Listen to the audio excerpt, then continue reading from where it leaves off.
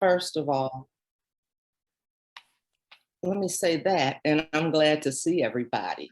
So tell you about myself. Well, let's see. I'm running. I'm running again for reelection for mayor, city of Flint, but I'm born and raised in Flint.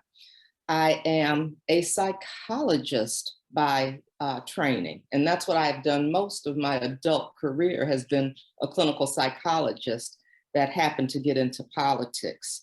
I do need to say I'm married. I've got 3 grown children and 1 grandchild, and uh, you know, I like to be involved in things where you're really having impact and making a difference. And I felt like I was able to do that in the field of mental health and in this new place I find myself in this political arena.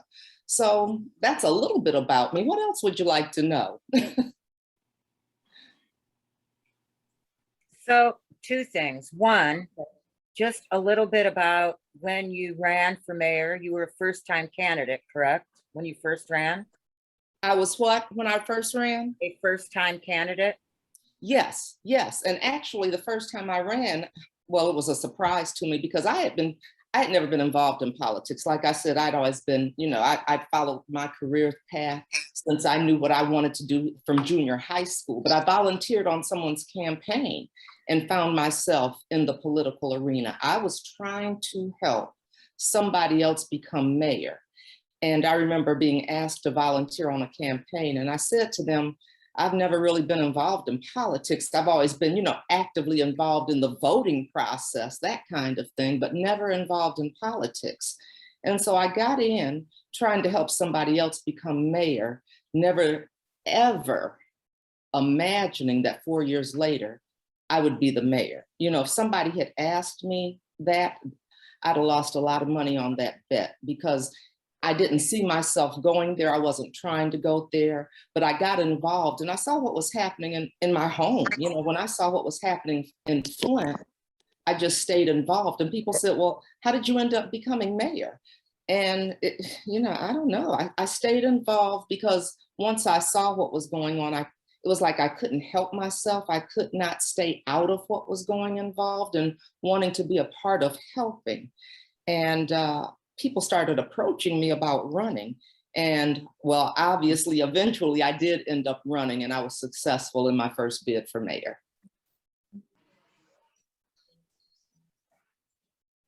Now you told me you had a second question. What was your second one? So now you're serving as mayor, and what's really important to the story is that you oversaw the water crisis in Flint, and in fact, tell us what you did. Flint was in receivership at the time, correct? Yeah, we were in receivership at the time, and I remember many people saying, what was I going to be able to do? Because we had no power. We had been taken over by emergency manager. And so all of the elected officials really had no power as far as voting about things and moving things forward. And so one of the things I remember telling people was, I can use my voice. And I knew that was something no one could take from me. And I said, I will be at that table and, giving you the information, whether it's good news or bad news, it's information we deserve to have. And that was one of the things I talked about. And being a clinical psychologist also let me know what I was going to do. But I remember one of the things that I also talked about was I'm going to declare an emergency. But a lot of people don't know when I first got in there, our water issue was not contaminated water. It was the cost of water. We were paying 8 times the national average. And that's what our big water issue was initially. And then when the water was switched, we found out that it was poisoned with bacteria and with lead. And so being a psychologist, especially a child and family psychologist, I had worked with families and I knew the impact that lead poisoning would have on children, especially our youngest children, and their developing brain. And I said, when I get in office, I'm going to declare an emergency. And I got in November of 15, and that December, a month later, after being in office, declared the emergency for the city of Flint.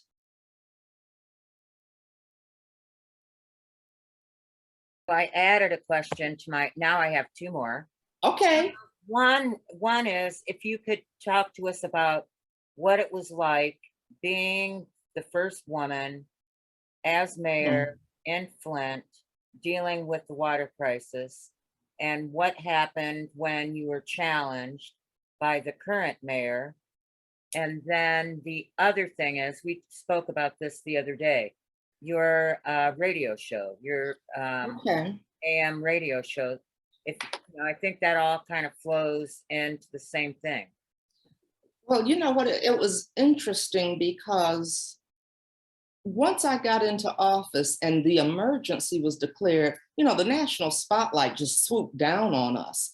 And so it's funny because people said to me, "Did you know what to expect?" I had no idea what to expect because there had never been a situation like this where this kind of emergency had been declared. And I didn't. I remember while I was running, people would say to me, "If you win, you'll be the first female mayor of Flint. What do you think about that?" And I always said I didn't think about it because I had to win first to become that person. But I think after I got in, I mean, it was so overwhelming as far as everything that was happening, not having power, the national spotlight. I still never really had a lot of time to think about what is it like to be the first female, because I was dealing with, everything else going on. And I remember one day, my husband said to me, and it was so funny, and I've probably had this conversation with Brenda Williams for sure, saying, he said, "I cannot imagine what it's like to be you." And I said to him, I said, "I can't either." I said, "And I'm scared to think about it because I may get overwhelmed if I really stop and think about it." And so I didn't think about it for a very long time. And I really tried to stay focused on, we can't drink our water. And so that just consumed me, was we can't drink our water. We don't have power in the traditional sense of power, other than what I said as far as using my voice. So I didn't think about it for a very, very long time. Other people pointed it out to me.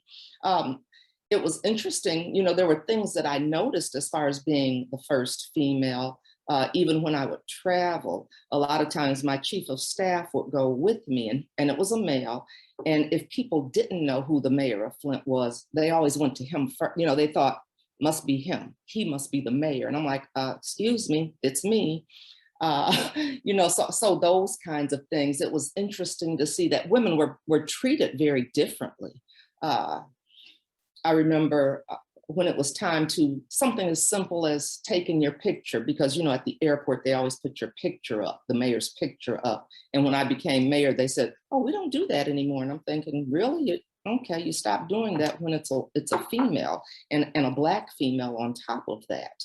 And so there were a lot of things that happened, and I knew they were happening because I was a woman, but I really stayed focused on, at that point, we can't drink our water. And that seemed to be the priority for me, over everything else that was going on. Was I want to get resources that we deserve here in the city of Flint.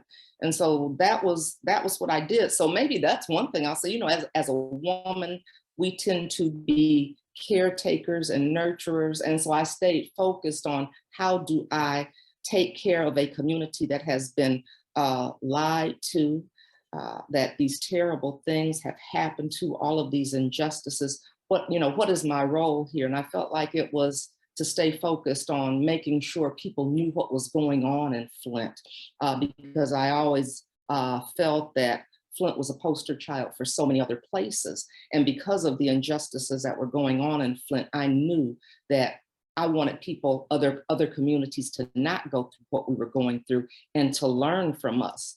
And you asked me about being challenged. I was challenged because I remember getting in there and saying, "I'm going to declare this emergency." And I was told that I was doing everything wrong. And it was so funny because I had all of these different people at the table, especially people from the state and from the like well, at that time it was called MDEQ, now it's Eagle, and EPA and all of these people. And I said, well, if I'm doing everything wrong, it sure brought you all to the table. And I remember them telling me, well, you'll only get $5 million. I said, well, right now we have no $1 million. And I had to just keep, I kept going. That I remember them telling me, you're going to make the governor angry. And I'm thinking, we're angry. What do you mean I'm going to make the governor angry? We're angry. And really having to challenge him to get power. Are you talking about the story when I was saying how I was able to start moving and putting things in place? Karen, is that what you're talking about as well? Yes. And then Right. Yeah. I was at the governor. We were in Lansing, and I'm in the conference room. And I remember saying to him, because, usually in a city that has strong mayor form government, you come in, you get to put your people in place as far as department head, your chief of police, your fire chief, your city attorney, your HR director, all of those positions. And I couldn't do any of that because they still had power. And I remember meeting with him, and all of his people were at the table. And I had this conversation because I said, okay, how am I going to do this? And I said to him, I said, well, Governor, with this chief of police that you have in place, I said, our homicide rate is going up 71, 72%. I said, but you know what? If you're good with those numbers, I'll just tell the people, hey, he likes those numbers. He's good with that.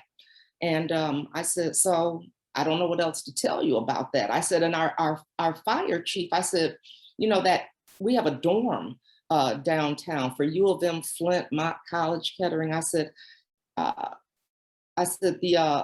fire truck with the aerial ladder has been sold. I said, and every minute lost in a fire, you're losing life.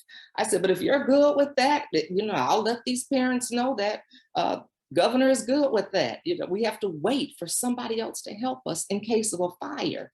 And the governor looked at me, and he was looking at me like, I can't believe this woman is saying this. And he said, you know what? You can pick your chief of police and your fire chief.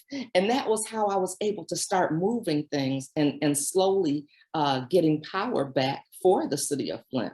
Because declaring the emergency and really getting home rule back were the two priorities that I had when I went into office. I thought that the people that were elected to represent us should be the people who were the voice for us and not an emergency manager. So those were the two things I was really, really focused on when I got into office. But that was how I challenged him. I said, I'll just put it on you and say, he's good with these numbers. So that's what I'll let the people know. Egypt has a question. Okay. Oh no, that was actually a clapping emoji. Because you had to figure out, the traditional things weren't going to work. We've been under emergency manager for 6 years. And so those traditional ways weren't working. So it's like, what am I going to do? And it really got to the point, I used my mouth. Remember telling people, I said, I prided myself in having a big mouth this time because that was all I had. That was all I had was my mouth and my brain to say, now, what am I going to do now? And so that was how I did. And I think I talked so much, I was able to start getting resources because he'd say, please don't go on Rachel Maddow and tell this story. I'm like, well, here's what we need. Here's what we need. If you don't want me to tell it this way, then here's what we need for you to do. And it wasn't, we needed it, but we deserved it. We deserved it as a result of what happened. And so the whole time, it wasn't like I was asking for a handout. It was what you need to do because of the role you played in the cover up of the Flint water crisis. So you got through that, or you were navigating your way through that. Yeah. And the 2018 election happened. So why did you have an opponent in that race who is now the current mayor? Well, I don't know. That's a good question. I don't know why I had an opponent because, one of the things I always said was I knew we weren't perfect and I never, claimed to be perfect, but I did believe we were doing a good job and that, we had a really good record. So I don't know. And that's still interesting to me because usually when the incumbent is doing the things that need to be done, the party supports that person, but it was very quiet. I know one of the things that needed to happen, and it wasn't going to happen with me there, was the water crisis needed to go away. You know, people really wanted the water crisis to go away. They wanted Flint to be good, and for that story to go away, because it was said that, you know, if the water doesn't, if that story doesn't go away, you're doing damage to the city as far as people wanting to come in.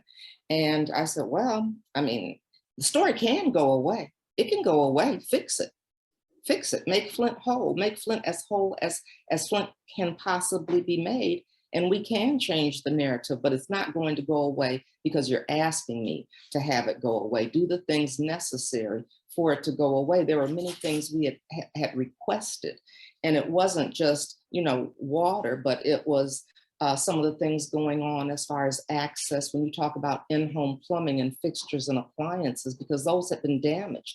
And so people still did not have access to clean water while our pipes were being changed and the water was testing better. So there are a lot of things that I was still, you know, keeping front and center. And so that was problematic for some people, and I do recognize that. Another reason I was challenged, and this is something, you know, people have said, what would you do differently? And this is something that I would do differently because I didn't do it the first time around. And if somebody were asking me what advice I would give to somebody that's running, I'd tell them to address untruths immediately and loudly. That's what I would do, because there were a lot of things that weren't true, and there were stories that were being told about me as far as money and stealing money and all of these kinds of things. And I'm sitting here thinking about, as hard as I'm working, how could anybody think I'm stealing money? And then the other thing I kept saying is, and what Black people do you know that get to steal money and stay at home and be okay and, you know, not go to prison? What elected officials do you know that just get to steal money? I said, they would have, you know, marched my behind out of City Hall so fast. And so I didn't think people would believe that, but they did. And so a lot of times, you know, you hear people say, take the high road, take the high road. And maybe it's me. Because maybe that meant the wrong thing to me. And so I thought taking the high road, it doesn't mean you can't address things that aren't true. And that's something that I should have done, is said, let me stop this dead in its tracks and talk about it. And I didn't. And I think that's what I thought, as far as taking the high road was, I thought, no, I'm going to stay focused on what I'm here to do. And what I'm here to do is to continue elevating Flint, because like I said, I knew Flint represented so many other cities, not just across the state of Michigan, but across the country. And so I wanted to stay focused on that and making sure we got the resources, like I said, that we deserved. And so I never really went over there. You know, it's like I would talk about it. I'd say, well, here's where the money went. But I didn't, you know, just stay on that. And so that's one of the things that I would do differently, and that I have been doing this time around, is saying, wait a minute, you know, that it wasn't true then, it's not true now. And here are the things that I went through to address that, to get it cleared. Because I was telling people I was investigated by the FBI about this money, and they said I hadn't done anything. So you think it's going to go away and you don't have to say anything else, but it stays. And so you have an independent investigator come in. They say you haven't done anything. So you're thinking, okay, this story's going away. I can stay focused on what I believe I'm here to do. Then it was presented before a federal judge who, you know, dismissed it, said I had not done anything. And so you think, okay, this is finally going away. And it gets appealed. And I had been through it so much, I don't even remember. They brought it back on one thing, and I don't even remember what it was. But people kept saying, why don't you settle? And I said, because I didn't do anything, I'm not going to settle. You know, to me, that was admitting I had done something wrong. And so I wouldn't settle. And so I said, let's go to court. So I went to federal court, and that was about 2 weeks down in Detroit. And it was in front with a jury, and it was a jury of 8.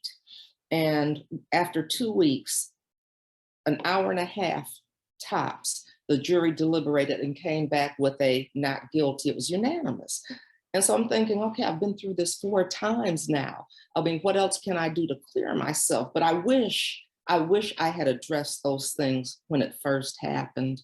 And like I said, that's something I would tell anybody to do immediately, and I tell them to do it very loudly and forcefully. And just how you get information out.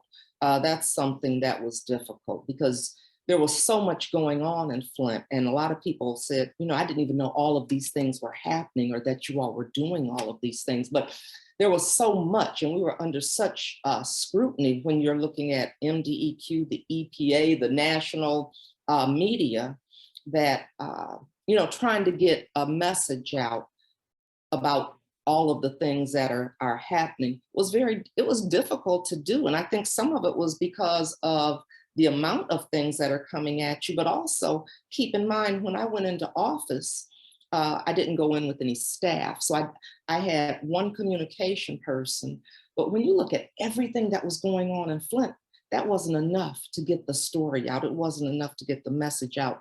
And we needed to address things on so many different levels, and that wasn't able to happen at that time. So that's something else that I would do differently, is how you get information to a community, because you brought up the radio station. And one of the things that I knew the importance of media. I knew the importance of getting a message out, but it also let me know that an uninformed community is very dangerous. It's dangerous for the community itself.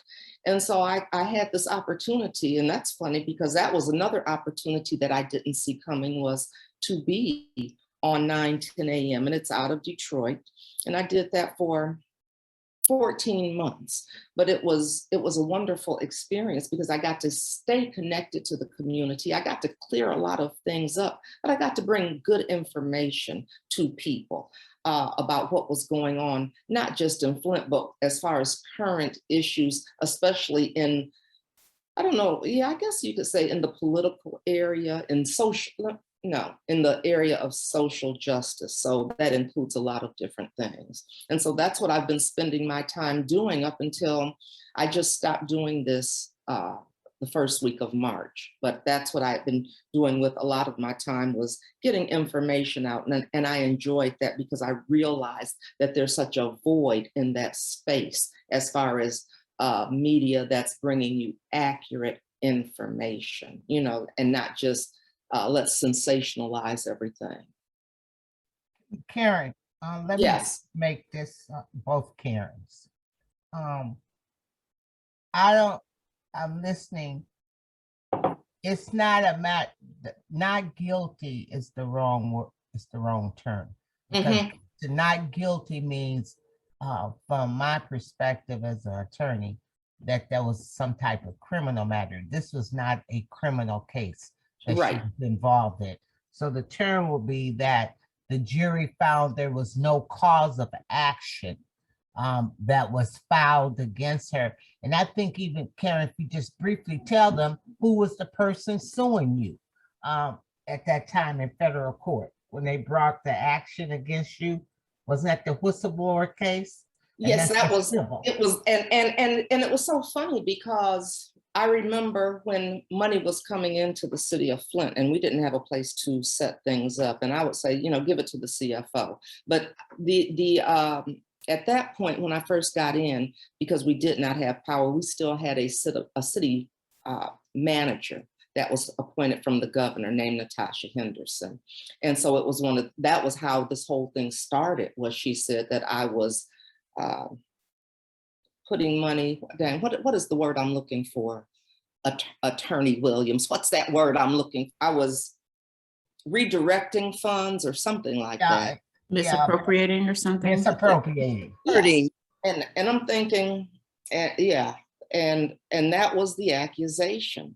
And that's when you appreciate people that really do tell the truth, because I remember I was in my office, and at that point, we had an interim city attorney named, his last name was Chubb, and he came to me and he told me what was going on. He said, and she's saying these things about you. And that was why, because I got rid of her. I fired her the day that I fired the chief of police and the fire chief. It was like one of the best days at City Hall for me because I was getting rid of people that did not care about Flint. And I found out that she knew about Legionnaires a year before and had a whole year to warn this community about Legionnaires. And we had people that died from Legionnaires, and we had people that had gotten pneumonia as a result of that. And you didn't say anything, and I'm trying to reestablish trust. And at first I'm trying to work with her. You know, it's these two women working together. And so I'm trying to work with her. But when that happened, I said, I can't keep you. And so I ended up getting rid of her the same day that I got rid of the chief of police and the fire chief. And so she said it was because I knew that because I was doing this with the money, and somehow that was why I fired her, because she caught me in doing this. And it was so funny because the attorney said, she came to me. He said, but I never told you what was going on because I didn't know if I was going to be able to investigate it or if it would be a conflict of interest. And so he'd reached out to somebody at the Bar Association to find out, can I even investigate this? So he never shared this information with me. And so, you know, it was just, I was like, wow, good looking out, God, because he never wavered from that story. And because they had worked together, I believe that she thought that he was going to, you know, substantiate or validate what she said. And he said, no, he said, I never told her. And that's how it all started. Was I had retaliated because she caught me doing this with the, you know, doing this illegal activity with the funds. And, you know, thank God he came through and said, I never shared that information with her. So that could not have been it. And so, you know, I was just so grateful for that. But that was how it started, was with the city manager that had been put in place by Snyder, saying that I was, you know, redirecting these funds into an account that I had. And it was funny because the account that I had $200 in it. I'm thinking, how can I take millions and millions of dollars?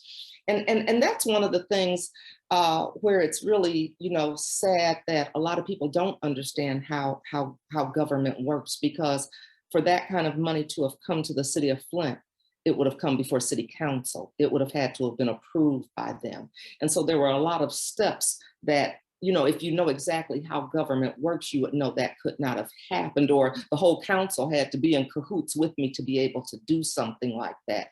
But like I said, I have to take some responsibility myself, because, you know, I'm saying I didn't address it enough. And then I remember even when I did, we called the media in, and we had to go find out where the money went ourselves. And I had my city administrator is very good with computers. So he went into the state records and he was like, look at this. And that's when we started saying, wait a minute, this is where all of the money went. And so we called the media and we sat down with them. And this was the end of September. Nobody would put the story out. They said, oh, it's going to take us a couple of weeks. And that would have been 2 weeks before the election. Meantime, this story's been going on, you know, since my first year in office. And they said, well, we'll put it out in a couple of weeks. We gave the story September. We thought they would put it out in October. The election was in November. That story did not come out until January of 20. January of 20, it was after I lost the election, and it got buried because it was on the 11 o'clock news, but there was an election going on that day. There was an election going on for, what was it, for state representative, and I can't remember what the other offices were that people were running for at that time, but there was an election going on. And so that's what the big news story was about, was who won those elections. And so even though the truth came out, it came out, you know, the next year, that January after the election, and it was still buried. So it was, you know, I wish that was something that I had done differently. And that's why I say I have to take some responsibility, because it wasn't true. But like I said, I thought, who would believe this? And so I didn't, you know, put a lot of effort and energy in it. And then when I tried to. I think it just, you know how a snowball gains momentum and gets bigger and bigger as it goes downhill. It had already gotten too big at that point.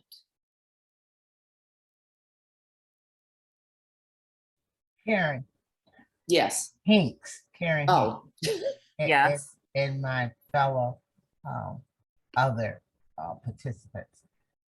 As I listened to her, if you recall, and I'm not sure, I believe it was the gentleman, Karen, on Thursday night or Friday night, that remember when he said, no, it was the lady yesterday said to not be catty. Well, I think those were my words when I spoke to you all before. But remember, she talked about how we as women, that we need to start in being supportive of other women and stop being negative about a woman, and stop talking about it. It doesn't matter what they dress, what they wear, and how they look, but the fact that we should start being more supportive of women in general, because of the fact that historically we've had to compete. And as you listen to Karen Weaver, I think after listening to everything we've heard in these last few days, you can see the whole picture there as to what a woman endures. And then when I listen to her today, again, I go back to the Supreme Court nominee and what she's enduring and being selected. And not only was Karen being traumatized, I call it traumatized, falsely traumatized because of her gender, but I got to believe too because she was a Black woman. And being a Black woman, we sometimes have to go through things that is not the norm. It's not the norm. And unfortunately, some of us as Blacks tend to be even more critical or abusive to those who look like us running for office than we do. And Karen's a psychologist. I always say I look at it from a sociological standpoint. We tend to be more critical of our own. And I don't, to this day, I'm trying to figure out the cause and effect of that. But after talking to her, and again, I tell people I didn't really know her, but when I talked to her and she expressed some things, to me, I think of it as a testimony. She has a testimony. And Hinks, when we were talking about her and her story, that's what I was thinking about when she was talking, that's a testimonial story that I think everyone can identify. They can look at and have understanding, because I do think that she has an honesty and an integrity which this city lacks in so many ways, the city of Flint. And we need to get it back on track. And yes, we all make mistakes. But I always say you take a mistake is a learning tool to me, because then you go back and you redo. And it's nothing wrong with redoing if you're doing it for the right purpose and with the right heart. And because it's not only the politics, but you have to look at the heart of a person who's standing there representing a community. But I think that just listening to her, I started seeing all the theories that we've learned these last 4 days, and how her story falls right into the box of some of the theories, the philosophies, practices that we have been exposed to in these during this training. And I'm happy that she's here, because I hope that you all learned something as you go forward and develop your political plan of action, your campaign plan of action, because I think that she really draws out a lot of those things that we learned this past 4 days. I'll stop talking, Hinks. Very well put, Brenda. I mean, Karen, yes. part of all of this too, following up with what Brenda said, Brenda Williams. Mhm. It's like we have been raised to be perfect as women. Right. We have to look perfect. We have to dress perfectly. We have to be perfect mothers, perfect wives, perfect students. So we as women reflect those same standards on other women. And I have been doing a ton of research on this. It spans race, it spans age, it spans religion, it spans country of origin. It doesn't matter. We, as a tribe, are very hard on each other, very Mhm. critical on each other.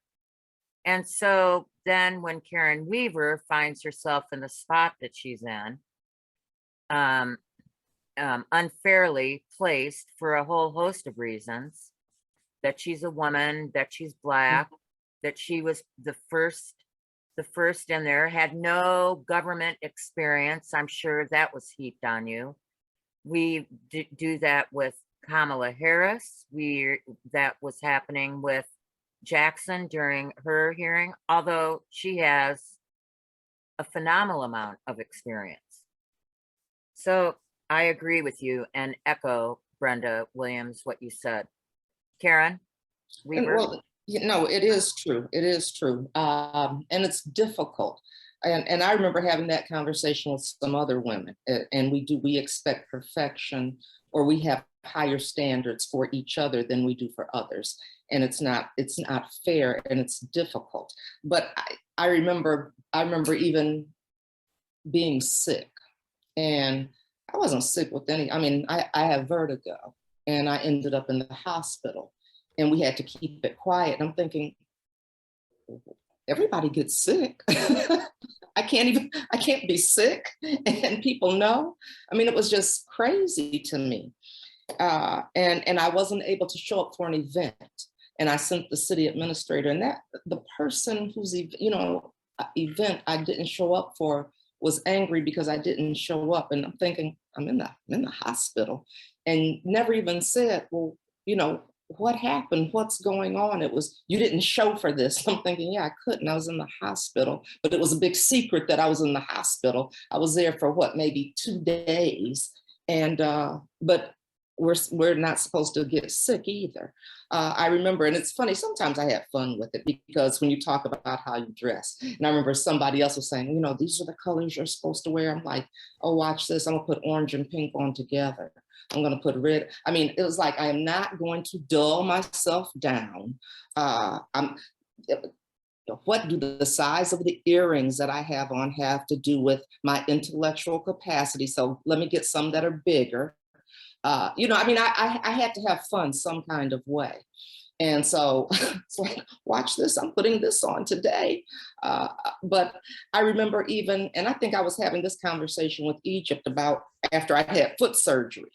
And I had this boot on, and I was on a scooter and all this stuff. And I finally graduated to tennis shoes. And I had to talk about something. And it was women that came and said, that was really good, but why do you have on tennis shoes? And I'm thinking, what? I just had foot surgery. It's the first shoe I've been able to put on in 8 weeks.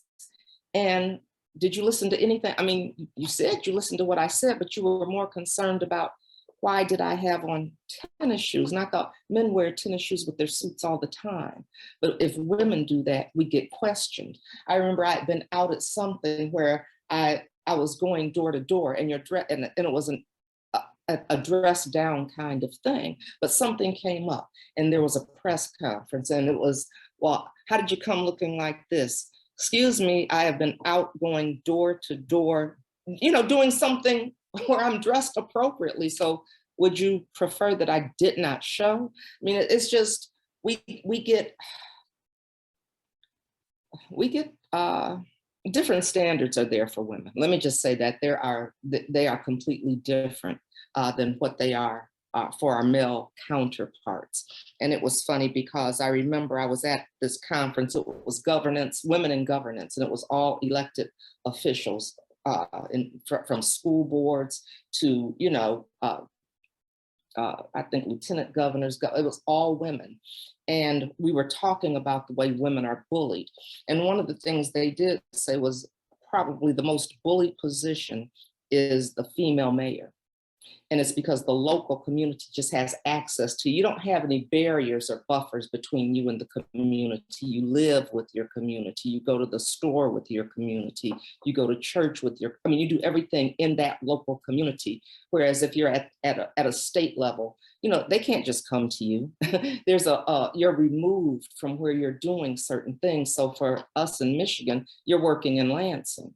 So they're not seeing you every day like they do when you're a council person or the mayor, and people having that kind of access to you. And I remember us having that conversation about how difficult it is and how it's tiring, it's trying, but I don't want people to think it's not rewarding as well, because it is. It is. And if you know, when you go in there to do what you know is right, it's just remember why you're there. Remember why you're there. I remember it was during a recall, because they tried to recall me 4 times as well. And so I just had a rough time. I had been in office 6 months and they started trying to recall me.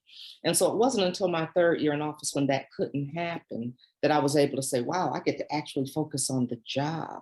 But I was in bed and I was looking at a magazine, and my husband was doing something on the phone, and the TV was on in the background, and they were talking about the Nixon years. And I remember President Nixon, whoever came in, he said, Mr. So-and-so, welcome to the Oval Office. And I threw that magazine down and I told Rex, it's all worth it. I said, that's what Barack Obama said to me, Madam Mayor, welcome to the Oval Office. And Rex looked at me and I just laughed. I said, but you know, the experiences that you have, the things that you're able to do, you know, to know that while the pipes haven't been completely changed in the city of Flint, and that's a disappointment to me that has not happened. To know that I was able to help bring that money for that to take place. To know that I was able to bring money for resources for the community. To know that I was able to lift the message around not just water and infrastructure, but environmental justice or injustices and social injustices, because we know that that's what Flint was about. I always tell people it wasn't about water and it wasn't about infrastructure. It was about race and class, and that's why what happened in Flint, and that's why it was covered for the amount of time it was covered up. So to be able to have done the things that our team was able to do, it was worth it. You know, it was worth everything that we went through. So Karen, you fell short by 200 and some plus votes. 205. 205 votes. Yes. And you are now going to run against the person that you fell short 205 votes. Yes. How are you going to be crafting your campaign this time around? Well, And- like I said, And what kind of challenges are you anticipating running against the same person again? some of the same challenges, because some of those same stories of misinformation and untruths are still being told. And so that's why I said one of the things that I would do differently and am doing differently is getting an opportunity to address those things. Because some people will say, well, why would we support her? Yeah, she did these things, but she stole some money. And so one of the things I've like I said, had an opportunity to do and will continue to do is to not let those lies and misinformation be told about me or people on my team, because it wasn't just an attack on me, it was an attack on some of the other people that were part of the staff as well. And it was interesting because we were having that conversation about you know, not letting those things go unchallenged. So that's one of the things. And like I said, getting information to people in a different way and communicating differently is another thing that we have to do. And like I said, and one of the other things I think is like I said, I know we weren't perfect. Yeah, I think we were doing a good job, but we weren't perfect. And so, what are the things you can do differently? What are the things that I've learned? Because if I didn't come out any smarter, then I feel like shame on me. And so, those are some of the things that I've learned. But also, it was interesting because uh, we have a big issue in Flint as far as unity and how do you bring people together. And that's something that needs to happen. And it's having the not being too prideful to say, yeah, you made me mad or you didn't like me and I didn't like you, but can we sit down and talk and see if we can work together? Because that's important to do because we all learn and we all make mistakes and we all deserve another opportunity. I do believe that. And so that's been one of the best parts about not being there is getting the opportunity to talk to people that I never thought that I would talk to. It's funny because sometimes you'll hear people say, and that God will make your enemy your footstool, but God will also make your enemy your friend. And I think that's even bigger and better. And I've had an opportunity to become friends with some of the people. And I'm just, that excites me. It excites me. And I look forward to that and doing more of those kinds of things. Because if we're going to move forward, we have to move forward together because we're all in this boat together in Flint. And we all deserve better than what's happening right now. So those are some of the things that I will do differently. Some things, it's interesting because I got to still be connected to Washington while I was not mayor. I was the interim executive director for the African American Mayors Association. And it was so funny because the whole time I'm there, I'm thinking, wow, I could get this for Flint and I could get that for Flint. And so it gave me an opportunity to stay connected to some of those people at the White House and then make new connections and not just there, but in the other experiences that I've had since I have not been the mayor. And so that's why I said I hope that I've come out smarter and stronger and but I'm not tired and I'm ready to, keep the ball rolling and keep the ball moving. You bring new people with you on a team. That's something that I have that we're doing is, wow, I've met some other people that I've said they'd be really good to work with and they can help us move these things forward.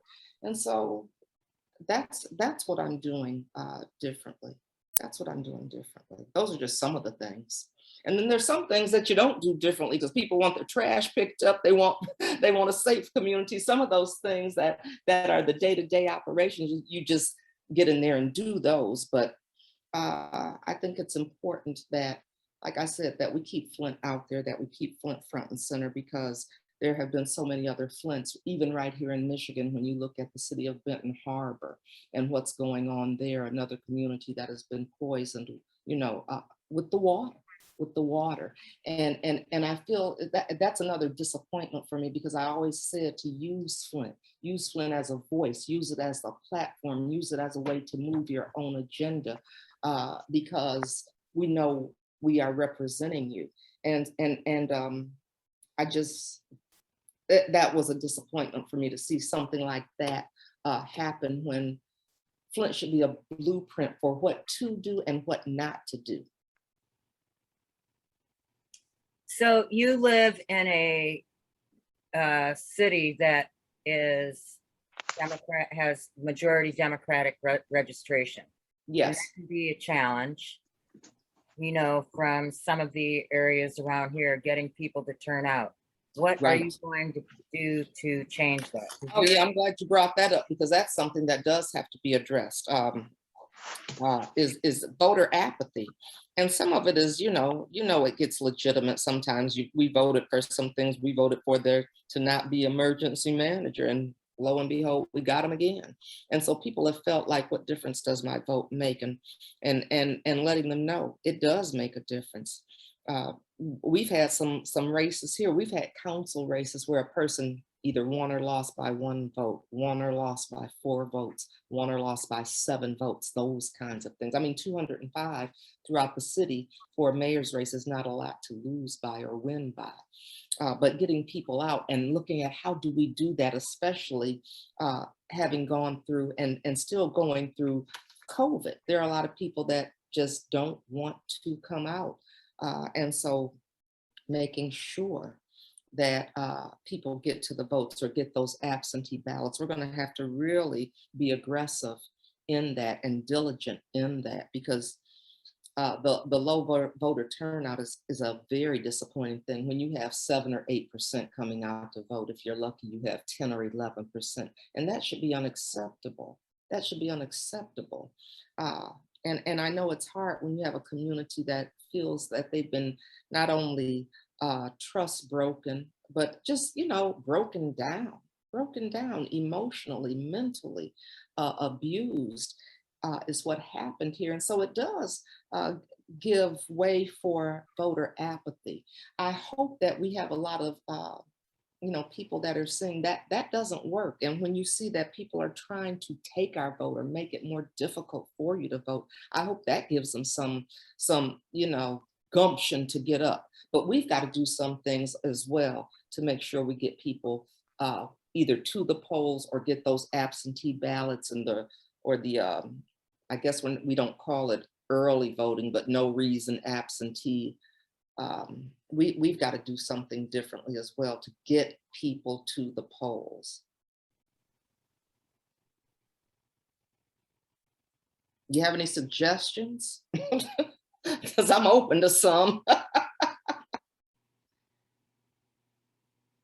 I feel like I'm talking too much, so I put myself on mute. But we have suggestions. Yes. Yes, yes, yes. Okay, good. We'll point them out to you. Okay. Because that's that, and I know it's not a challenge just here in the city of Flint. That's, like you said, that's a challenge. And that was one of the other things that happened. I had a lot of people that also said, I had people that said, I believe those lies and I'm sorry, but you had a lot of people that said, I took it for granted that you'd win. I didn't think I needed to come out. And how do you get them out to the polls? You've got to. I remember one time, this was in the primary, and I was out at the polling site, at one of the polling sites, and the guy said, well, this is just the primary. He said, I got you in the general. I'm like, if you don't vote now, I may not get to the general. And getting people to recognize just how important it is that you come out and vote, and really getting the young people engaged and letting them know that there is a reason for them to be part of this political process. Because, I've always told them, I said, whoever is in there, we're making decisions not only for our age group, but for you, for your kids, for your parents or your grandparents. So it's bigger than, just, what's happening for me. So the people that are put there are making decisions.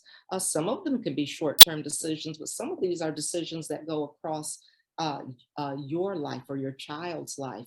And once they get in place, they're difficult to undo. And so it's really, really important to have young people at the table. Go for it, Egypt.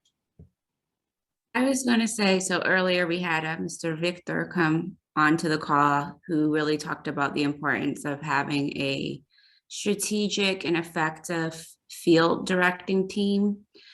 And I believe that's very true, even in the canvases that I've directed and even canvassed myself, in particular in Flint.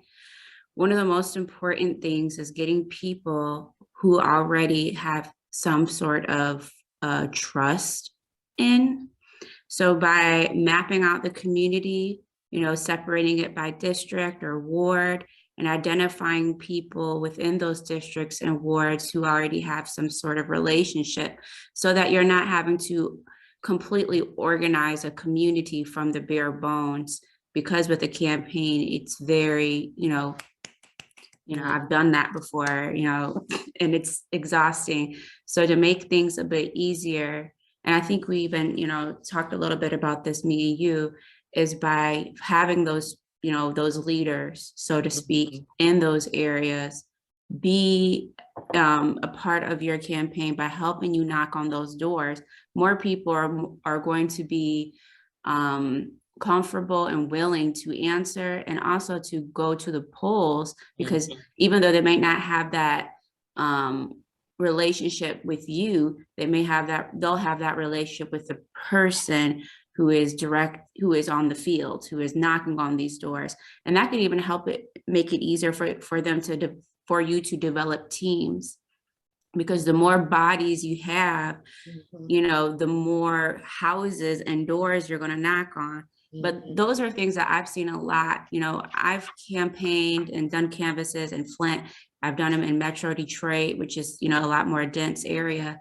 And one of the major criticisms that I would have for people is that you're not going to have a successful canvas if you don't have a connection to the area that you're canvassing in. So that's why it's so important. Like, even when people are campaigning, if you don't have that connection, you need to make that connection either through having what I would consider, you don't want to just have, oh, I'm just going to be knocking on the doors and I'm asking something from you and I don't even know who you are, but having like attending Black club meetings, maybe having a Black party, at a local park, get to know you, barbecue, something for the kids, things where you can build that relationship. But if you're in a hurry and you don't really have that much time, start identifying those leaders that people rely upon the most to do that heavy work.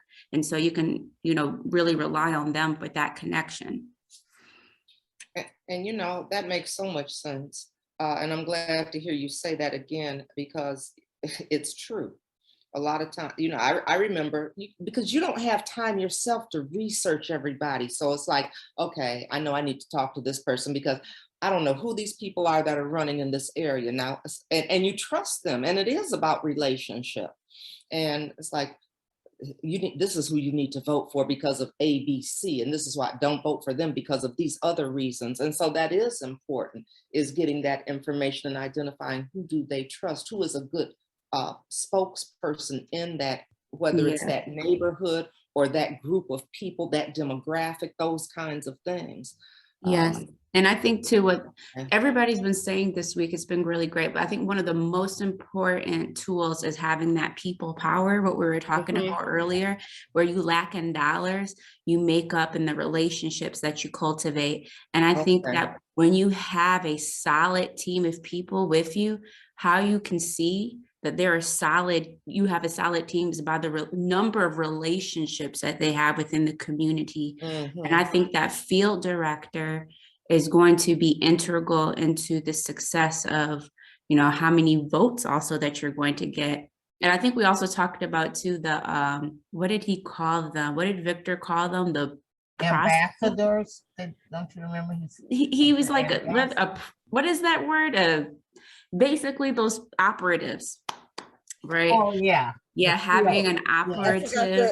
I forgot the name of it too. I'm like, what is that name? Yeah, he called them an operative, where you have a person who is basically called a tracker.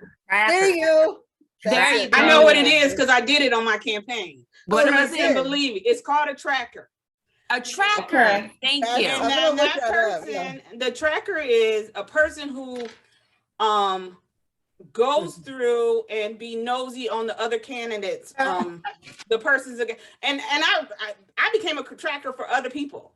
It is good to know what the people who running against you are doing. Because like when I ran my campaign, I had 2 girls on my team tell me where they was going. So whatever event they showed up to, I was there, but I also had people who was behind me that were teenagers, and they stood there and asked them questions, and they just stood there and heard them, videotape them talking to other people. So at the end of the day, my team, me and my manager, we sat down, we watched the videos, we heard everything they said, we took apart their speeches, we took apart, because you need that. I'm sorry, go on. No, and I was going to say too, and you said something too about, having kids, in Flint, we have a lot of young, people who want to get politically active. And what I find is that they are the absolute best tools to use, because when you're knocking on doors, people are going to think twice about not answering or slamming the doors in their face because they feel obligated to say something to, younger people. But I also think that they're a wonderful resource, to use. We have a really heavy, politically aware group here in Flint who are ages, I think 14, like 17 years old, who want to actually do the work because they feel, they are a part of it. And they also have the time, so that's something to think about as well. My son started doing that during the election.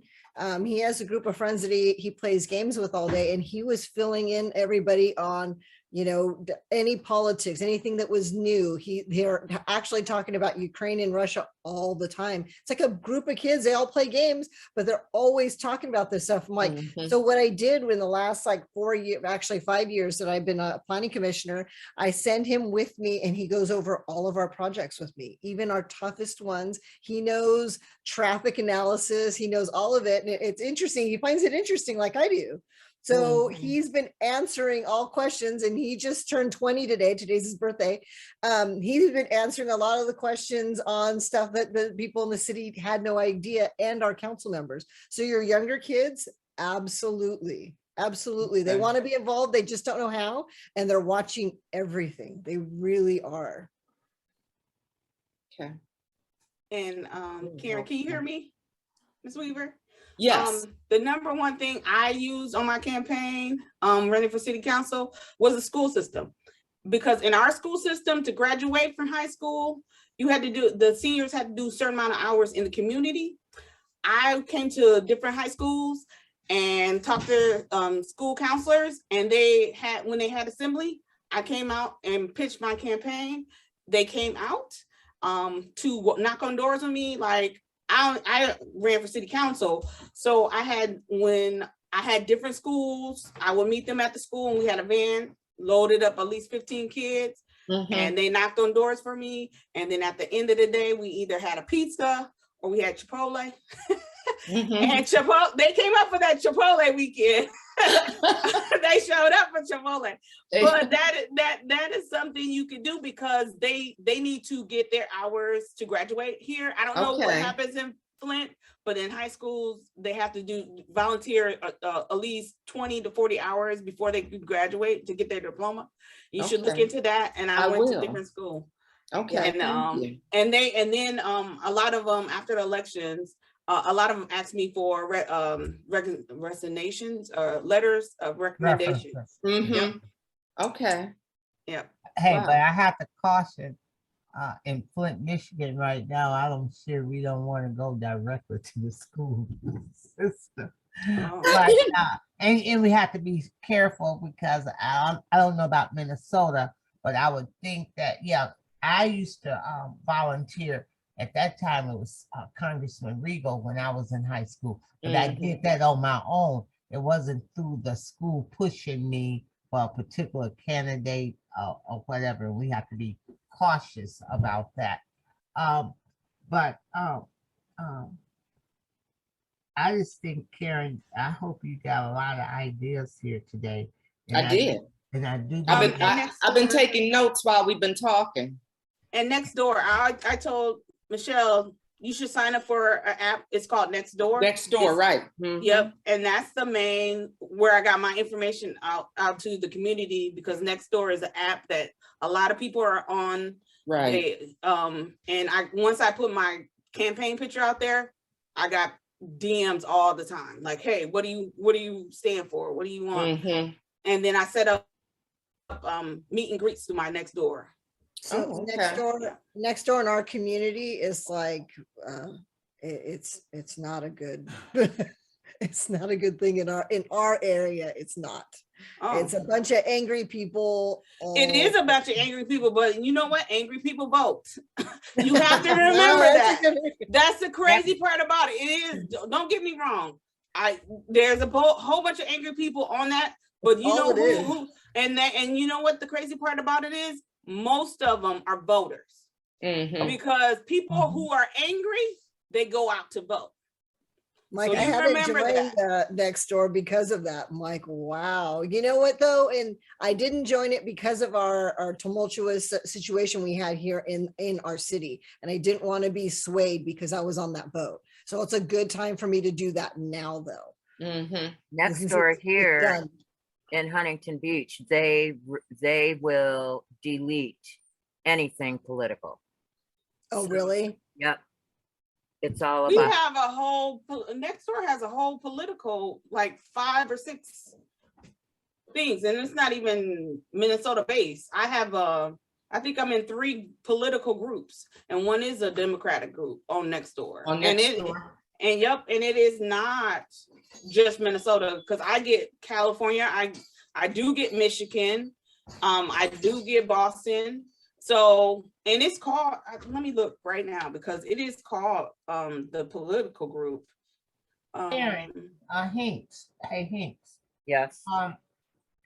I believe that I want to have a telephone conference with you and Karen Weaver in Egypt, hopefully next week. You said next week? Mhm. Okay. Now we have other Flint people here. We have. Oh, that's right. Does anyone in this group have any questions, any comments that they'd like to direct to Karen Weaver? Well, let me just say, let me introduce you, Karen, in my training group. We have Vera Perry, Hi, Vera. who was the longest sitting member of the school board for the city of Flint. Okay. We got Francis Gilchrist, who is the president of the NAACP. We have Cheryl. If you can hear me, Cheryl, I believe this is Cheryl, my friend, Cheryl Wright out of Detroit. Is this you, Cheryl? It is me. Okay, this is Cheryl. She's from Detroit, and she's part of our Wakana Sisters, which Karen Hinks is a part, and we have been Zooming every 2 weeks during COVID. And then we have Paulette Hemphill. Paulette is originally from Flint, and she's Detroit, and she's part of our Wakana Sisters, and they came here today to listen to Karen Weaver and to support Karen. Well, I sure appreciate that so much. And you. I don't know who this Gloria is, and I don't know who the other telephone. Would you guys like to identify who you guys are? Oh, come on. This is Gloria King from. Oh, Gloria, I'm Branson, sorry. This Michigan is my area. Wakana sister. I'm sorry. Terrible. I wasn't thinking Gloria. Gloria's from Lansing. She's part of our Wakana sister. Huh? Unfriend Brenda, Gloria. I know. I just talked to her last night on our call. Short memory. And then we have the other person got out. Oh no, who's that telephone number? 423-1025. Who? It was somebody. And they got to be from Flint. Who's that I'm talking to?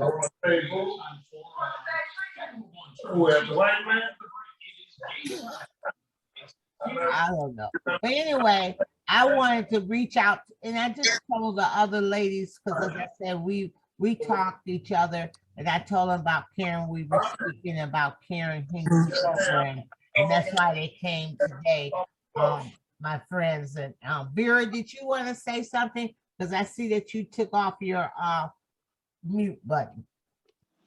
Oh, I normally show my face, ladies, but I've got my hair in hair rollers, so I can't show my face. I just want to say, well, number one, Karen, I really, former mayor, I would like to sit down and talk with you. But I would like to say, you've got to go out here and you just got to take it back. I said, I'm saying that it's known that I resigned from the school board. There are some traps out here and you do not want to get caught in those traps. And you want to make sure when you're hooking your wagon up to a group, that this group is not going to harm you. Mm-hmm. Okay. And there's a lot of harm out here. And that's what made me resign, because I was on the board 18 years. And and during the last election, and when they were sworn in, that's when the daggers came out. Mm-hmm. I never had to face what I was facing. Mm-hmm. And I just said, you know what? Let me get away from here, because I can't tarnish my name. Mm-hmm. But Mm-hmm. be very careful who you attach yourself to, because they're going to come to you in sheep's clothing. But baby, there's some wolves out here. Yeah. Okay. Okay. I look forward to it, Vera. Thank you. You pick a day for us, a time for us, and Brenda, I'd like you to be in on that call, but or a Zoom, whatever way you want to do it. Okay. But yeah, because I'd like to talk to you. Okay. Because I was one, I'm gonna be honest, I was one that did not support you the last time. Mm-hmm. I'm woman enough to admit that I didn't. But now I'm looking at things differently. And I do believe you will have my support in this election. Thank you. Well, I appreciate that. And I look forward to the conversation, because you're absolutely right. Because, you know, so many of us were surprised. It's like, Vera's not on the Board of Education. What? I mean, really, that was a big shock. That was a big shock. And I knew it had to be something behind it, because you had been there for such a long time and so dedicated. And for you to, you know, step away, I knew something bad had to have gone down. It was the dirty politics. Yeah. Yeah. Real dirty politics. And I don't do dirty politics. Mm-hmm. Okay. So yeah. We will set something up. That'll be great. Thank you. Okay. Okay. Thanks. Mm-hmm. Francis, do you want to say anything? Yes, Brenda, my disclaimer, as always. Hi, ladies. I am the president of the NAACP, which is a nonpartisan organization that does voter empowerment. And I just wanted to be included on this. And it was a wonderful conversation with our mayor. We hold all elected officials accountable.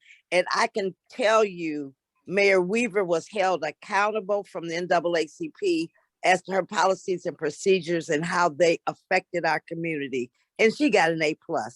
Just wanted to let you guys know that. And she's a life member of the NAACP. So wonderful woman, wonderful advocate for the community. And even though we're nonpartisan, I'm behind her 100% as Francis Gilchrist. Thanks, Francis. Thank you. How about, does anybody else want to have any comments or? I have a question. Okay. Because, you know, a lot of times we come together, like I said, I've been writing, taking notes, but you think about things later and you might want to ask a question, or you say, oh, wow, I wish I had told her this, or, you know, thought about this. Is there a way for us to connect when that happens? Because it will happen, because I know I'm going to come back with some more things and say, So oh, I've got, I can get you, if you give us your contact, and then I can give you the contacts of the We Lead candidates that are and participants here. I already tagged you in my Twitter. So you should see my name on Twitter. I tagged you like an hour ago. And Brenda can provide you, Brenda Williams can provide you with the Flint /Wakanda / Detroit contingent. So we have two two different lists. Two different people can get it to you. Brenda Short has reached out to you on Twitter. And then, wait a minute, Karen, I have your contact info. So tell me, or you send me what contact info you want me to give out. And let me tell Brenda Short, let me tell you, if you go to my Twitter page, you will see there has been nothing posted since December, I don't know, 14th, 15th, or 16th. My Twitter account has been hacked and I can't go on there at all. It looks like, nobody has put anything on it, but I can't put anything on it right now. Okay. So I can't even get to it, other than I get to it and I can see it like I'm somebody else looking at it, but I can't even get to my Twitter right now. Okay. And so I'm waiting to hear back from them because that's been a problem. Okay. Thank you for letting me know. Yeah. Hinks, my so-called sister has just come on. Jeanette, Karen, I think you heard me talk about my girlfriend in Chicago. So Jeanette, who's yes, originally from Lansing. So Jeanette has just come on, and she's part of the Wakana Sisters too. Okay. Yeah. So good afternoon. I'm not sure what that introduction means, so-called, but of course, we're all sisters in soul and faith, I hope. So nice to meet you. I've heard good things about you as well, Weaver. Weaver. I've never met you, but I've heard the good things and I've read some good things. Well, I'm glad, because there's a lot out there that could be read. So I'm glad you read the good things. Yeah. Well, thank you. I was in Michigan. I'm from Michigan. Anyway, I'm from Muskegon area. So not foreign to Michigan politics.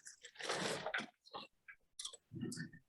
Okay, so with that being said, I'm listening to what's going on now. Oh my God. Well, I am. I'm listening because I have not been a part. One day, you guys, the Wakana Sisters, I think that we should invite Karen Weaver to one of our Zoom, and so she can be reintroduced to everyone in our Zooms that we hold every 2 weeks. So Karen Weaver. Yes. The contact information I have for you, your email and your phone. Yes. Is that what you want me to share? Sure. Yes. Okay. Yeah, that's fine. Oh, I wasn't on, but I want to be kind of brought up to date. So what are you doing now? I don't know what that is. I don't know that anyone has informed me, and I apologize for being on the late show. But no, well, actually, we were having a conversation because I am currently running for mayor again for the city of Flint. And so that's really what we've been talking a lot about, is what was it like running that first time, especially being, in the midst of a water crisis, public health crisis, those kinds of things. What was it like being the first female in that position? What were the things that were challenges, or what are some of the things that I would do differently, and really some suggestions, because what would I do differently, what did I learn? But because being in a place that is primarily democratic, and knowing that we've had such a low voter turnout, what do we do to make sure that does not happen again?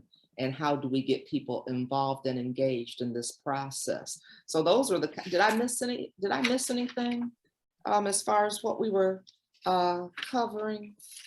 And just, suggestions as far as, the campaign, and, how to really get your message out on so many different levels and platforms, and best ways to do those kinds of things. That's what we talked about, how you get young people engaged, all of those kinds of things.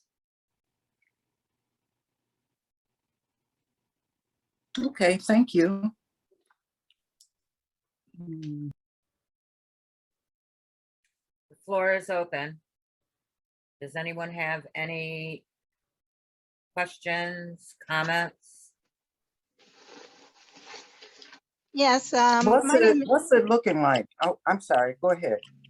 oh, no problem. My name is Paulette Hemphill, Karen. I'm originally from Flint, and I grew up with Woodrow Stanley. So I'm familiar with the Flint environment, political environment from years ago when I was there. And Flint has a hands-on type of environment, meaning that you need boots on the ground to go house to house and campaign. Flint likes to, people of Flint like to see what they're getting. And I know the more I attribute, what is it? Oh, what's her name? Clinton. I attribute her loss for not having boots on the ground. I know when Hillary was running, I couldn't even find a campaign poster to put outside on my house. So I just want to say, yeah, that if you can gather your army or your committee or to get boots on the ground, I think that'll be a very strong a mechanism to winning the election. And that's what I wanted to contribute. No, I think you're absolutely right. I think you're absolutely right. And it goes back to some of the things that Egypt was talking about as well, as, you know, who you get on the ground with you and who people can connect with and those relationships. But you're right, we like to see, touch, and feel here. So that's something that we better do a good job with that this time around. That's for sure. Because one thing we've all learned is, you know, we can't take anything for granted. It was so funny. I was talking to someone the other day and they were asking me to do, they were asking about something. And I said, well, I said, right now, nothing is official because we're still in the phase of, you know, the signature gathering. They don't get turned in until April 19th. And then we're supposed to find out certification that Friday. And someone said, oh, you know, you'll get certified. I said, one thing, I said, if I didn't come out smarter this time earlier, shame on me. And one thing I've learned is you take nothing for granted. I said, so right now I'm operating under the mode that, yeah, I believe I will get them. You know, I don't doubt that, but you take nothing for granted. And so I don't want to sign on. I didn't want to, I said, I don't want to put the cart before the horse. And what they were asking was a cart before the horse. And I said, no, I'm not taking anything for granted. And it doesn't mean that I'm not, you know, sure and that I'm not confident in what I'm doing, but not taking anything for granted either, because like I said, that was one of the things that happened here the last time was a lot of people did take things for granted, saying, you know, oh, I didn't even think I'd need to come and vote because I figured you'd get in, that kind of thing. So you're right, those boots on the ground are going to be vitally important. That is something that was highlighted in the session before you, Karen, in that it's just critical for campaigns to have a campaign plan of action and have, you know, start backwards from election day to today and map out what your field plan is going to be all about, so that not only are you making a plan to get boots on the ground, but you're going to be minimizing the number of people who are going to say, well, I figured you would get in, or I didn't know anything about your campaign. I mean, it just removes those barriers.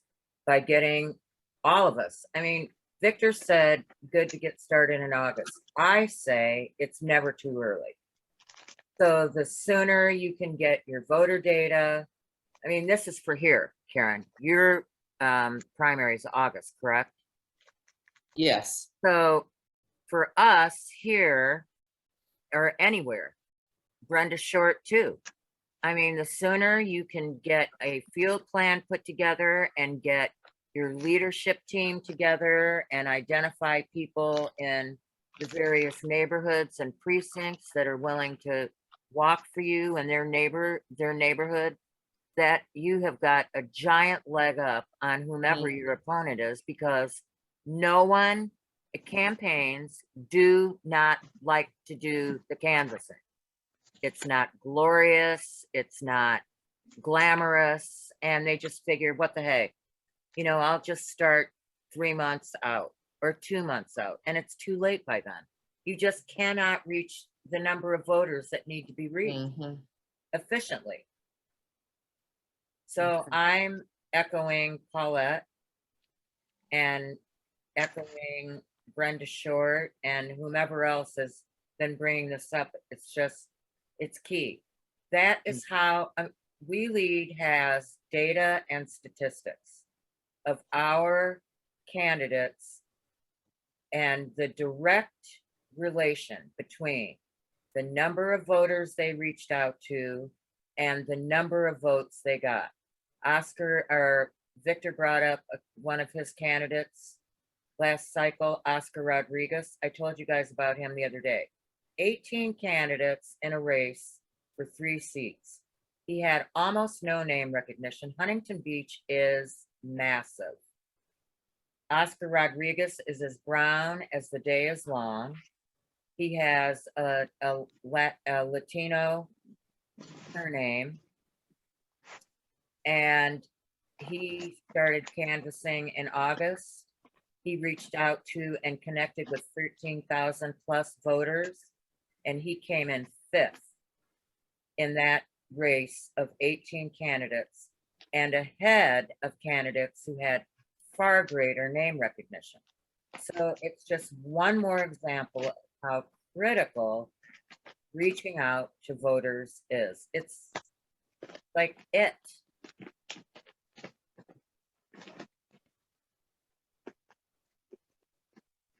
And why it was important for me to say that Oscar's skin was as brown as the day is long is because Huntington Beach is white with a capital W.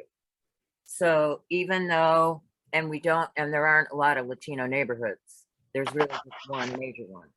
So the fact that he was able to get 13,000 votes in this city when there were 18 candidates is just, it's stunning.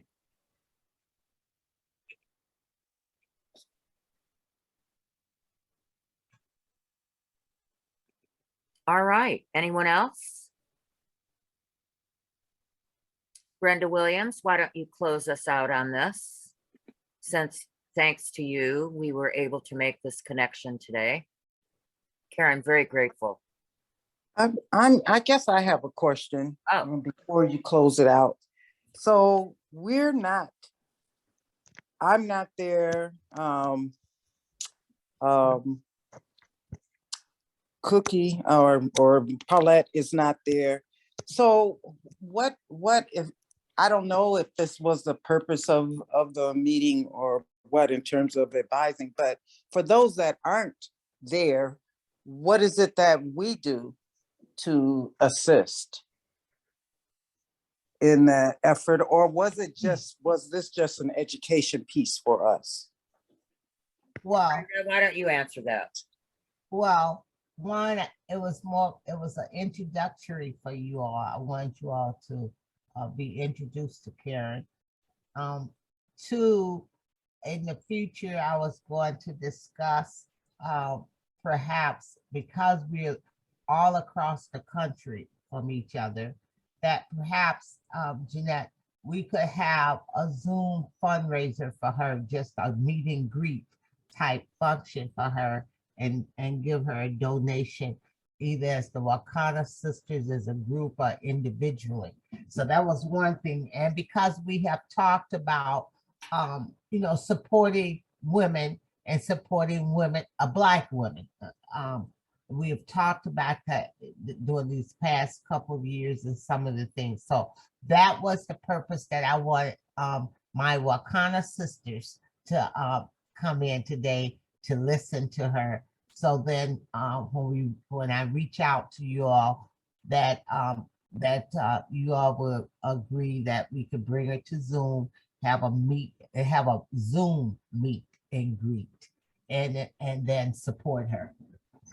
And then my purpose in having Karen come is because We Lead OC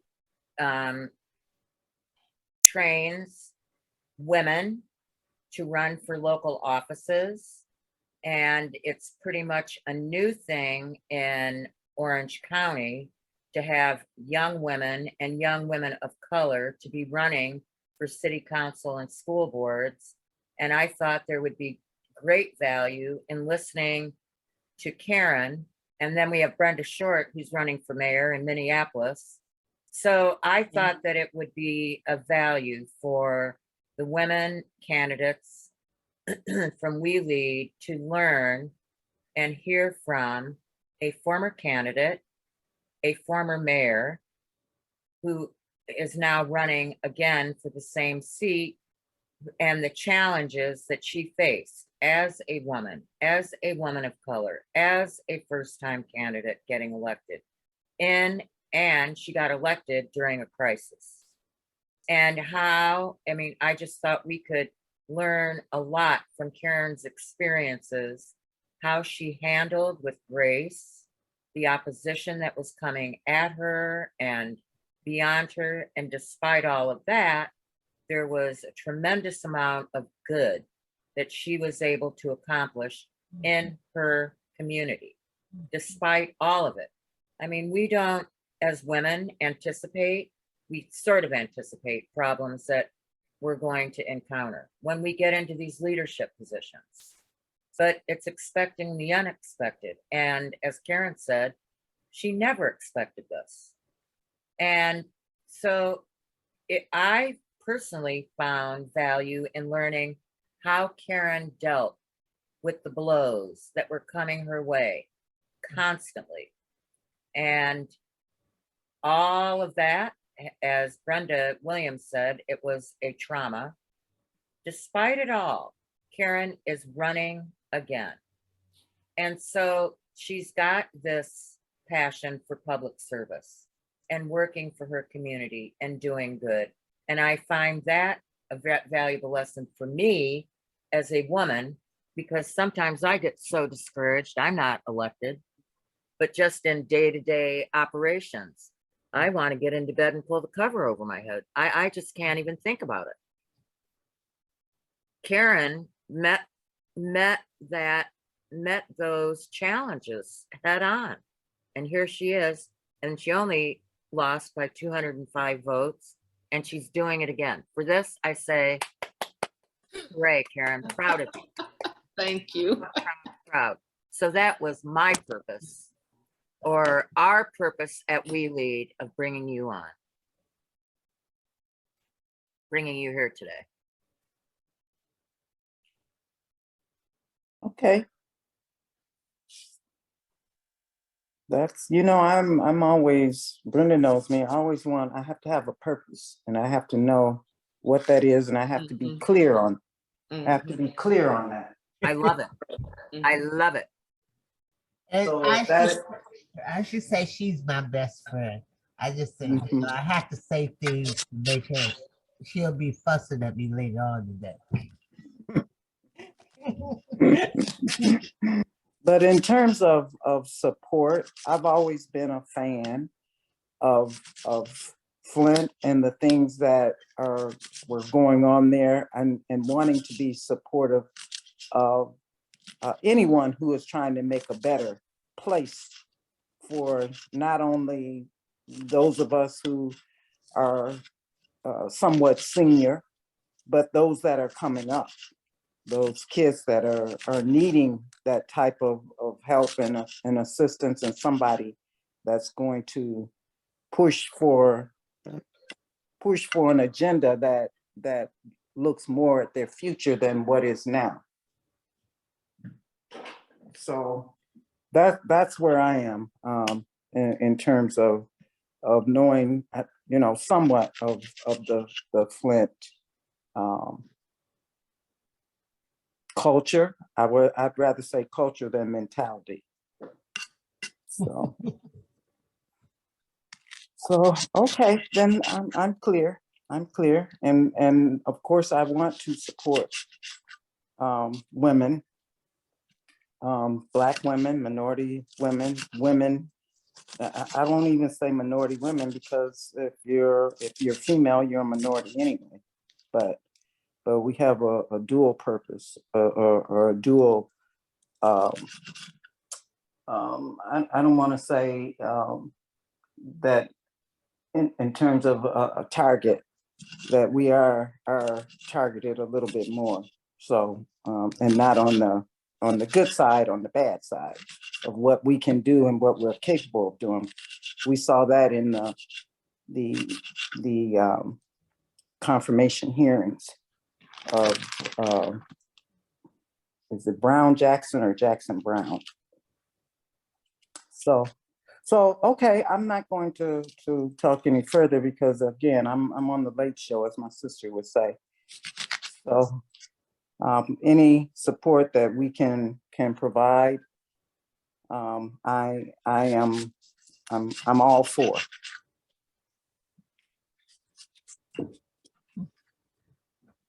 Well, you know, I'm glad. I need to say, Brenda, thank you, really, because I wasn't really sure what to expect. And then Karen and I got an opportunity to talk the other day as well. And I love being here with women, because I think it's so important that we are represented in all of these different areas. And it's hard. It's hard for us as women, because there's a lot of discrimination, there's a lot of bullying, there's a lot of disrespect that takes place for women. And one of the things, because of some of the things that I did go through, you know, you'd hear some women say, I wouldn't do that. And I don't want women to say that. You know, that's what they want us to say. They want us to say it's not worth it. You know, put your fight and your time and your effort and your energy someplace else. But that keeps us from a table that we need to be not only the head of many times, but, you know, dressing and everything else. So I'm glad to see women. And that's one of the things, you know, it's funny, I'll say these two things and then I'll stop. But I remember one time somebody came into a meeting I was having, and they looked and they said, wow, you sure have a lot of women in here. And I'm thinking, I'm thinking it's either 6 women and five men. I don't know, but I'm thinking, well, I mean, we are half the population. Why wouldn't the table reflect that? But for them to say it's a lot of women, and I thought, yeah, okay, whatever. Well, we don't say the same thing when there are a lot of men. Exactly. That's room, exactly so what? Right. And that's why it just surprised me, because I never looked at it as, oh, there's a lot of women here. I thought, wow, there are a lot of qualified, competent people here, you know, moving things forward. And so I want that to continue. And when I was talking about what would I do differently, it would be engaging women more, because we need to have that seat at the table and we need to be part of that decision-making process. I remember being in the governor's conference room one time, and I looked around, and out of about 25 people, there may have been 3 or 4 women in this meeting. And I was the only person of color. And I'm thinking, and these are the people that are making decisions about Flint. And it was just like, okay, 1, 2, 3 women, 4 women out of, I mean, it was just, you know, it was very eye-opening, and you know it, but when you're sitting there and you see it and you're thinking, so it would have been all these men making decisions about what was important and necessary for a population that is not all males. And so that's one thing that I think is just so important, is that, and you said it right at the beginning, Brenda, that as women, we come together and we support and we lift each other and make sure that we are sitting at these tables. So that excites me. That excites me a lot. And it excites me to see women of all backgrounds and ethnicities and ages, because we all belong there and we all have a role to play, and we need to be together in doing this. So thank you. I was glad for the invitation. I've enjoyed it. Thank you, Karen, so much. Well, I'll say this. Here's some news for you. So like I said, I've been researching this issue now for some time. So I have some factoids. Women make up 51% of the population. We are the majority of the population. Women vote in far greater numbers, far greater percentages than men. And yet, when we put these canvases together and voter outreach, we don't focus on women. We don't focus on single mothers. We don't focus on single professional women. We don't do it. I have stats, what do you call it? Polls that have been done by voter data organizations, and one is woman owned, that have statistics of percentages of women that are broken down demographically. I mean, all the demographics, economics, racial, religion, married, single, all of it.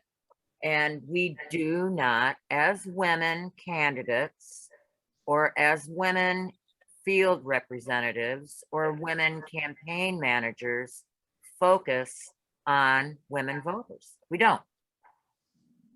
So not only are we the majority of the population, we vote in greater numbers than men do. And that should tell all of us today just where we are in the scheme of things. Our systems are broken. There's no question about that. And the only way those systems can be repaired or be changed is for us to get involved and turn people out to vote. That's all I'm going to say.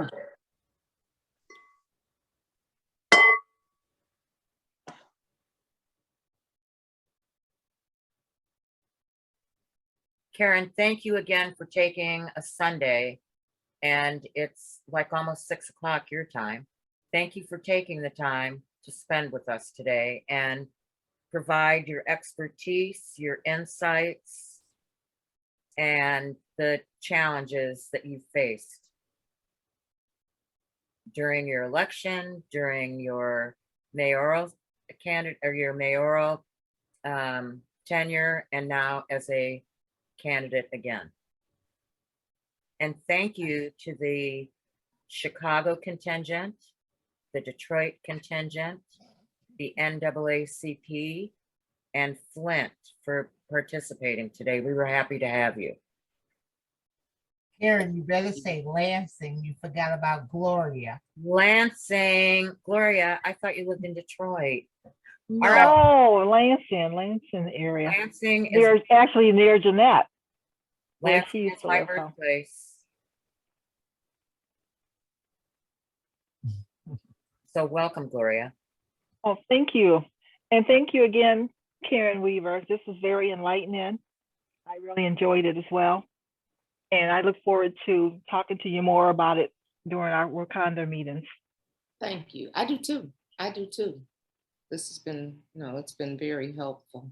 It really has, and I appreciate it. And thank you all. Look, you talking about me giving my time, you all allowed me to be part of this conversation. So that means a lot to me. So I do appreciate it. And I'm looking forward to some more conversation. All right, kick ass. That's right. That's right. That's my friend, Karen Weaver. We've been friends for since 1973. Yes, don't make me have a stroke over that, please.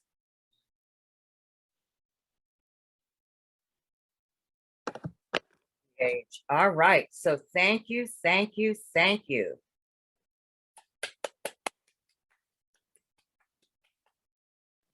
Well, they'll announce when you will be available to join our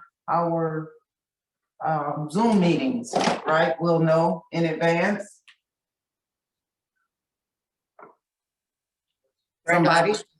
That's directed at you. Yes, we'll, we'll talk and then, come up with some dates to invite her and give her, so if she can come. And she has to know it starts at 9 o'clock at night on a Saturday night. Okay. But we have the good thing about it,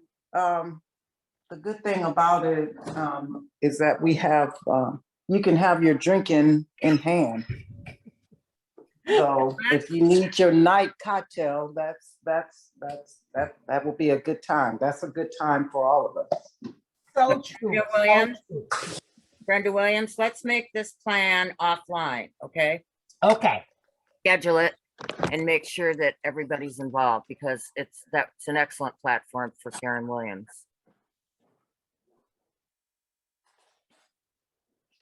All right, thank you. Okay, thank you. So much. Thank you. Thank you. Have a great afternoon. Thank you. Have a great rest of your Sunday. You too. All right. You too. Yes, Take care. Yes, Thanks, thank you. everybody. Bye-bye. Okay, bye. Bye-bye. You guys Bye, you later. guys. Bye. Bye. Bye. Bye.